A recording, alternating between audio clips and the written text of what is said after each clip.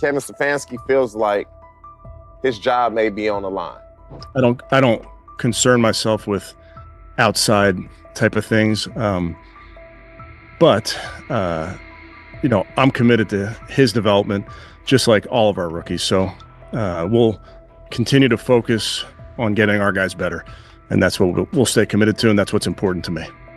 And so you didn't get this man a fighting chance to compete. He went into a gunfight with 2 knives. He gonna lose that every time. You know you're going to waive Tyler Huntley. So what good did that 2-minute drive do for him? Was it going to help him? Don't you think Shedeur would have benefited more from a 2-minute drive than Tyler Huntley? Coach Kevin Stefanski looks like he's backing off, and the heat is clearly on him and the Browns to make a call. After the game, several offensive linemen who'd been on the field with Shedeur Sanders were waived, and a few players had their deals terminated. The blowback was immediate, forcing Stefanski to explain his handling of Shedeur's snaps, especially why he pulled him before the 2-minute hurry-up, a situation many felt fit the rookie perfectly. Stefanski didn't sound convincing. Under obvious pressure, he said he put Tyler Snoop Huntley in for the final 2 minutes to get him tuned up. He looked rattled delivering it, still pushing the idea that Huntley needed that work. Let's be real, Huntley was an emergency pickup when injuries piled up. He's a stopgap, unlikely to stick on the 53, and yet Stefanski used that moment to sit Shedeur. The message in his tone was hard to miss. He knows the choice isn't playing well, and the whole approach around Shedeur Sanders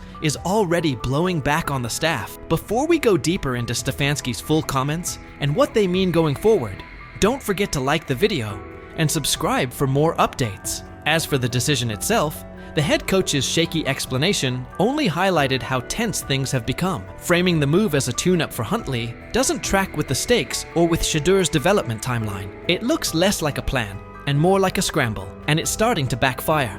And did you, I'm sure you kind of answered this last night, but why didn't you keep him in for the 2-minute, or why did you decide to take him out?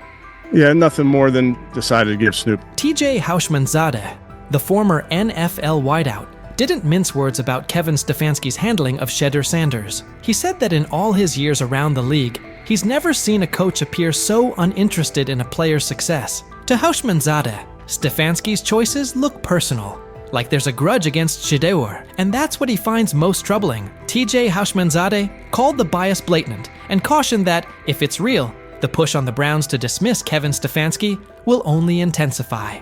The fans gonna be saying, Shedeur our quarterback. Shedeur should be our starter. Shedeur should be the guy that starts game 1, week 1. Look what he did. They didn't want that to happen.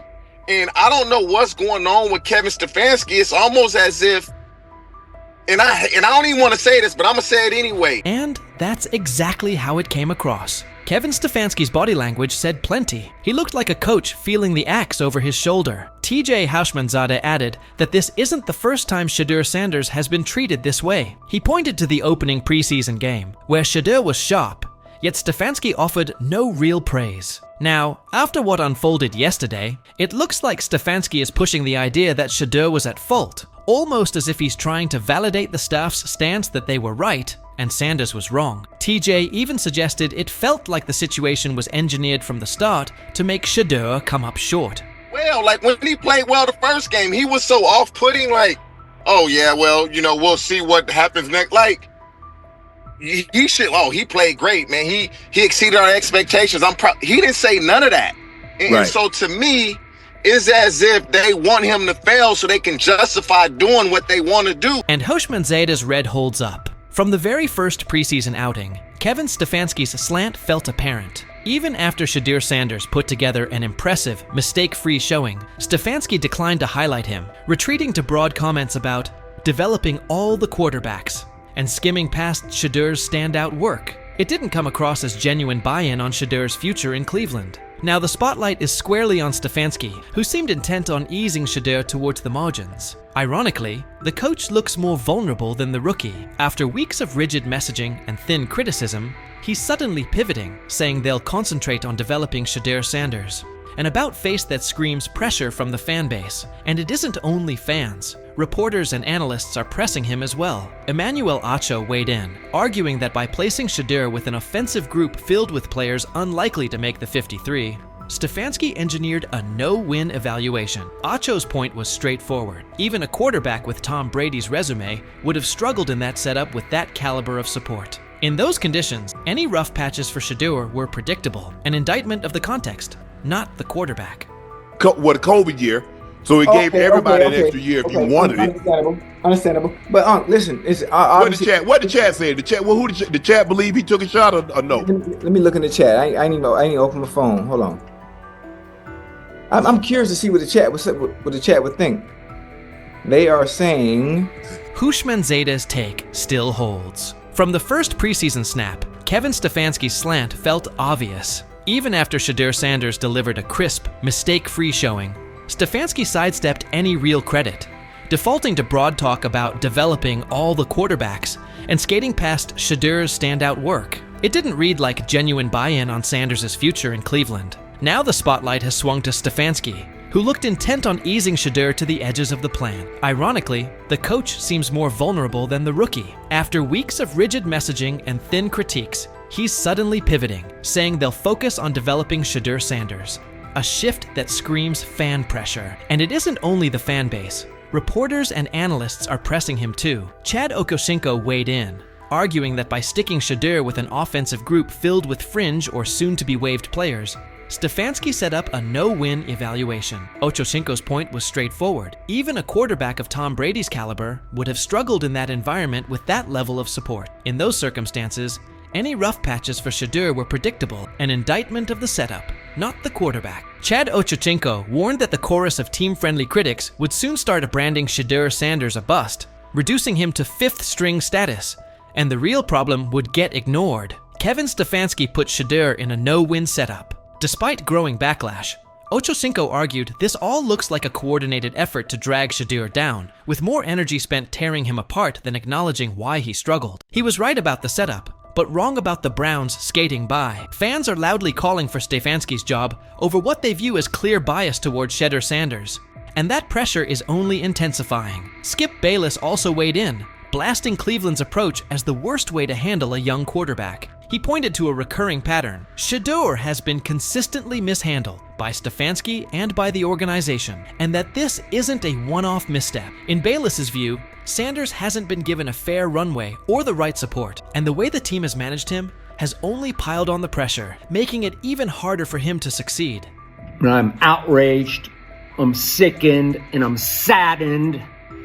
By the way, Shedeur continues to be treated in the National Football League now by those sorry-ass Browns and sorry-ass Kevin Stefanski.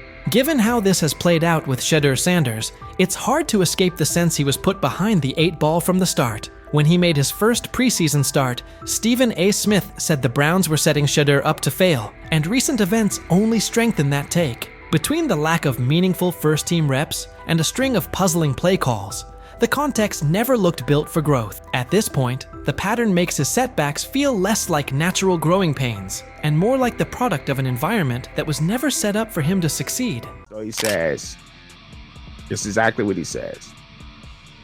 I'm told the footage of Shedeur Sanders meeting with the Giants is so bad that both the Browns and the Sanders family have threatened legal action if it is. What in the NFL is happening right now? The New York Giants just leaked a draft interview recording with Shedeur Sanders, and fans are completely freaking out. Did Shedeur take some shots? Did the Giants forget what the word confidential means? Or did someone accidentally hit reply all on something that was supposed to stay locked away? Get ready, because this roller coaster involves hot mics, bad takes, and a whole lot of drama. What happened with Shedeur on draft night to make him fall to the 5th round, and them talking about the Giants coming out with all that information talking about Shedeur did bad, bombed the interview, all that type stuff. We all know my last video when I talked about the interview tape about Shedeur did not get a playbook. The NY Giants, in true Stonewall fashion, dropped a carefully trimmed clip from their highly sought-after interview with Shedeur Sanders, then quickly locked everything else away like it was top-secret intel. Was this a calculated PR stunt or just a low-key attempt at sabotage? Either way, the silence speaks louder than any official statement. Fans aren't buying this half-baked version of transparency, and they're definitely not ready to just bench him and move on. Instead, they're demanding answers, calling out the organization for what feels like a planned smear job. One thing's for sure, the hate is loud, but Shedeur's supporters are even louder. There was another team that he sat down with. What do you mean it didn't go well after that? So, he was pissed that they did that to him. They did that to him. He counter-confronted the them. same thing they do to every other quarterback prospect. They did that to him. They slide in a mistake to see if you catch it. Right. And so because you're the quarterback. But he didn't take it as a correction. He took it as like he got pissed off. Yeah, and it's like so here's another one. So another one was, he throws a bad interception, and it was a deep throw early in the game, and he comes back and they go in the meeting, they show the interception. Let's just call it like it is. The Giants have perfected the tease. They've basically turned "we've got more, but we're not sharing it" into a comedy act, and the joke's on them. It's like they're standing center stage, booing themselves. Oh, you want more? Too bad.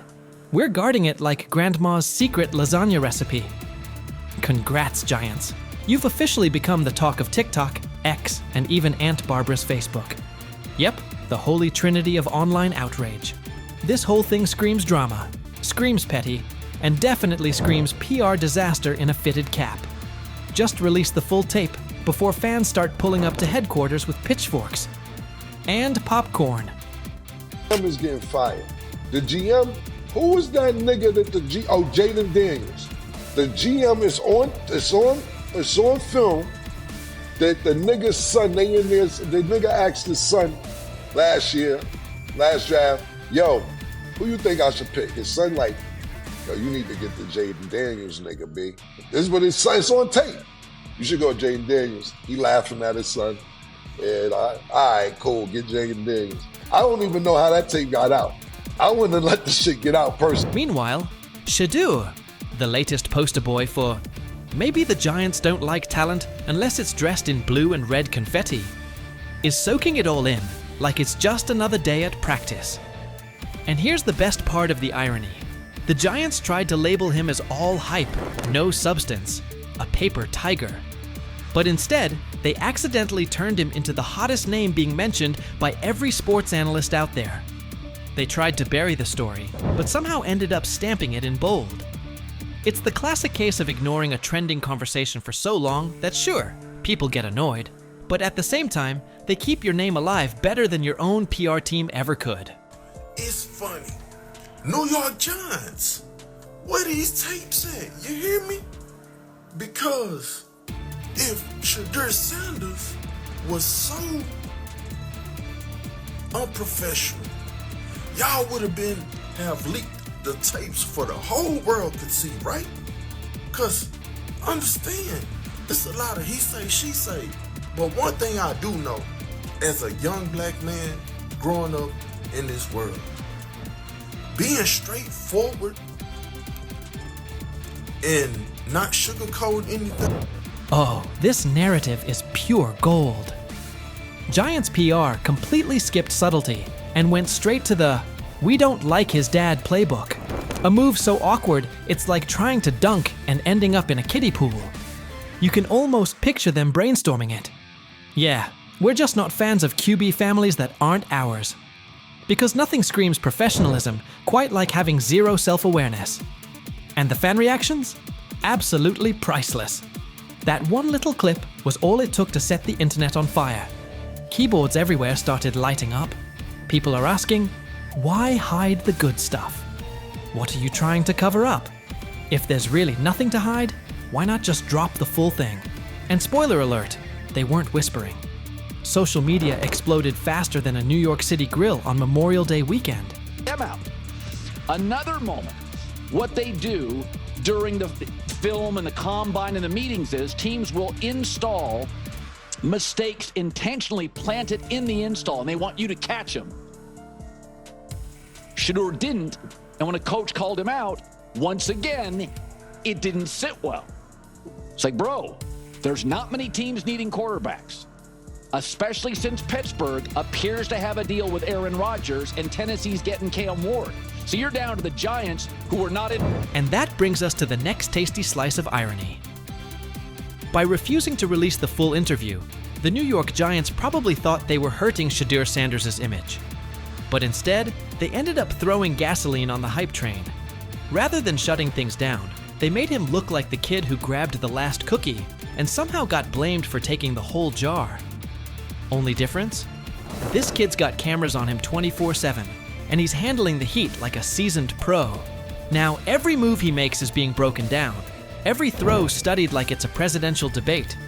Fans are calling it what it is. They've lied on Shedeur. Some say the Giants just don't like his dad. And honestly, that might be true. Maybe this whole thing was just a cheap shot at Deion Sanders by extension. But here's the plot twist. The harder they try to drag him down, the more interesting his story gets. The Giants accidentally turned Shedeur into a walking headline, a controversy in cleats. They tried planting doubt, but all they really did was create buzz. He's no longer just a top draft pick. He's now a symbol of resilience, a narrative goldmine, and living proof that real talent doesn't fold under pressure. It levels up. And at this point, even if the Giants wanted to, there's no turning off the spotlight. Okay, so probably the most fun yet the most difficult thing I cover and we cover all year long is not games. It's the NFL draft. Because I've said this many times, you get lied to for a month to 2 months up to it. And so often during the draft, and every few drafts, there's a guy that really falls, precipitously falls. This year it was Shedeur Sanders, it's been Aaron Rodgers, it's been Dan Marino. Every few years somebody falls a lot. And so, but those stories don't come out until like the fall and after. Let's not overlook the fact that the hate is so strong, you could bottle it up and sell it as radioactive cologne. You can practically watch it leaking out of Giants HQ like toxic sludge straight out of a bad superhero origin story. But here's the twist. Maybe that's their superpower. Maybe the New York Giants really believe they're cooking up some secret formula, a cocktail of manipulation and media spin. But here's the thing. Every bit of shade they throw at Shedeur Sanders only makes his story bigger. Every time they try to box him in as some overhyped diva or question his character, they accidentally hand him another viral moment. And now, he's the underdog hero rising through the smoke. Let's be real. This isn't just about football anymore. This is about narratives, control, and how the establishment absolutely loses it when they're no longer holding the pen. And the real kicker? They still won't release the full interview. You've got NFL fans, media heads, and entire Reddit threads all chanting, "Drop the tape." Like it's some long-lost Beatles album. Meanwhile, the Giants are just sitting there, staring into the void like nobody saw this mess coming. Now, I don't know if it ever gonna get leaked or not. The tapes, the New York Giants have the tape. They definitely have the tape. It's confirmation that they have the tape. Shedeur didn't do nothing. It's what they saying he did. I'm gonna tell you what these mixed reaction right here. So we already know about the New York Giants, but the Pittsburgh Steelers head coach Mike Tomlin reported Miles Sanders' talent, but hesitated to draft him due to previous challenges with quarterbacks like Russell Wilson and Justin Fields, leading to more cautious approach. Las Vegas Raiders. Sanders met with Raiders at the NFL scouting combine and expressed enthusiasm about potentially joining the team. His familiarity with the West Coast offense and quick release was noted positive, though concerns about his ceiling. I'm outraged, I'm sickened, and I'm saddened by the way Shedeur continues to be treated in the National Football League. Now by those sorry-ass Browns and sorry-ass Kevin Stefanski. I understand in a situation like that, when it comes to the 3s and 4s that you're playing with that aren't going to be on the squad and not going to make the team, give your quarterback a chance. Okay, you know what? You know they can't hold up that long? Let's play quick game. Let's play quick game just to get Shedeur in the goddamn rhythm. But no, you come out, calling regular offensive plays. When they're at practice Shedeur Sanders is not their priority. When he is at practice, he was staying hours beforehand, leaving hours later. Shedeur Sanders wasn't just tossed into the game last night, he was dropped into a no-win setup. Nothing about it felt accidental. From his first snap, it looked like one player against the entire machine. The Cleveland Browns, led by head coach Kevin Stefanski, seemed intent on cooling the hype and slowing his momentum. Instead, the plan backfired. The performance and the circumstances around it have sparked a wave of scrutiny, with analysts and reporters now calling out Stefanski and the Browns front office for engineering a preseason situation that stacked the deck against Shedeur. I'm going to answer this question by saying Shedeur Sanders, and I'm going to tell you why.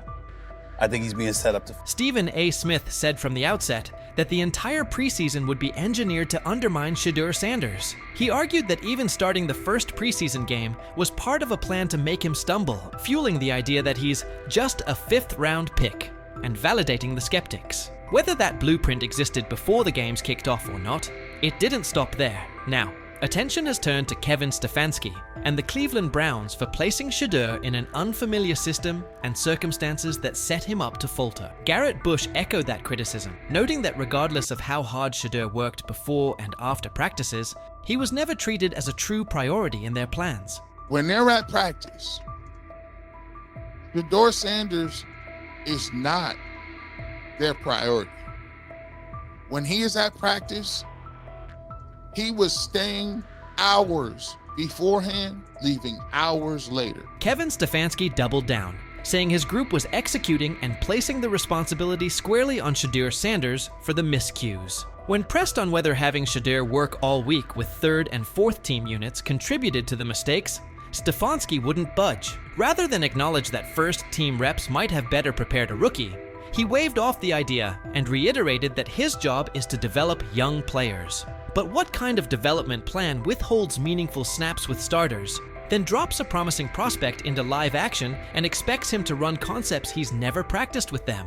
All of our players, Mary Kay, there's things that we can do better, and there's some good moments out there, but that's what our job as coaches, to develop. Skip Bayless weighed in as well, blasting the Cleveland Browns for their handling of Shedeur Sanders and calling it just about the worst approach imaginable. He said the issues fit a troubling pattern under Kevin Stefanski, with Sanders repeatedly mishandled instead of developed. In Bayless's view, this wasn't a one-off mistake. Sanders hasn't been given real opportunities or meaningful support. That treatment has only increased the pressure and made it even harder for him to succeed. I'm outraged, I'm sickened, and I'm saddened. By the way, Shedeur continues to be treated in the National Football League. Chad Johnson added that by surrounding Shedeur Sanders with offensive players unlikely to make the roster, Kevin Stefanski effectively stacked the deck against him. He argued that even a quarterback of Tom Brady's caliber would have struggled in that setup. Analysts have echoed the point, putting the blame on the coaching staff for failing to give Shedeur a fair platform to succeed. Ochocinco also warned that critics would soon brand Shedeur a failure and dismiss him as a fifth-string option, while ignoring the core problem, who engineered the situation in the first place. Despite the noise, he framed the backlash as part of a broader effort to drag Shedeur down, noting that some people seem more intent on tearing him apart than acknowledging the circumstances that shaped his performance. You just beat the guy. And that's okay. You get paid, he gets paid. Sometimes Ocho just gonna win because Ocho was just the better player. Sometimes the defensive back is gonna win. He wins some, you win more than you lose. Despite the noise, Shedeur Sanders never criticized head coach Kevin Stefanski or anyone else. He put the outcome on himself and focused on what he could control. He acknowledged there was plenty to clean up and committed to doing the work. He framed it as a learning opportunity, refusing to let one preseason outing define him. Like a veteran, he owned the mistakes, recognizing he needed better eye discipline on those designed runs and smarter decisions to keep the offense on schedule. He even took responsibility for every sack, stating they were on him. The response was measured and mature, reflecting his grasp of the position and his readiness to improve. No, I gotta watch the film, honestly. I can't say what it was. It's definitely different places where I could got my eyes in better spots and got to the progressions quicker and regards to anything, so all those sacks, they definitely on me. How long can Shedeur Sanders keep absorbing the blame on his own? How long before the decision makers who've steered this process either stand up for him or at least grant him a fair look? More and more voices around the league see this as deliberate. Shedeur cleared the first gauntlet, but he's still tangled in the same net. That's the core problem. Not one preseason outing, but an apparatus that keeps tilting the field. The treatment of Shedeur Sanders forces hard questions about fairness, opportunity, and bias in the NFL. Despite the obstacles placed in front of him, he's responded with poise, owning his performance, identifying areas to improve, and committing to growth. But the larger issue isn't his willingness to learn, it's the structure around him that keeps narrowing his margin for success. His experience with the Browns, being dropped into situations where failure felt pre-written, points to deeper systemic habits. Young players, especially those who don't fit a preferred narrative, get boxed in, judged early, and developed late. This isn't only one quarterback story. It mirrors what countless prospects face when perception, politics, or preconceived roles outweigh on-field evaluation. As analysts and commentators continue to spotlight what's happening, it's clear the conversation about Shedeur Sanders has moved beyond a single depth chart debate. It's about dismantling baked-in biases and delivering a truly even playing field. Shedeur's resilience is real and admirable. The unanswered question is whether the system will evolve fast enough to let players like him do more than survive so they can finally thrive. What do you think?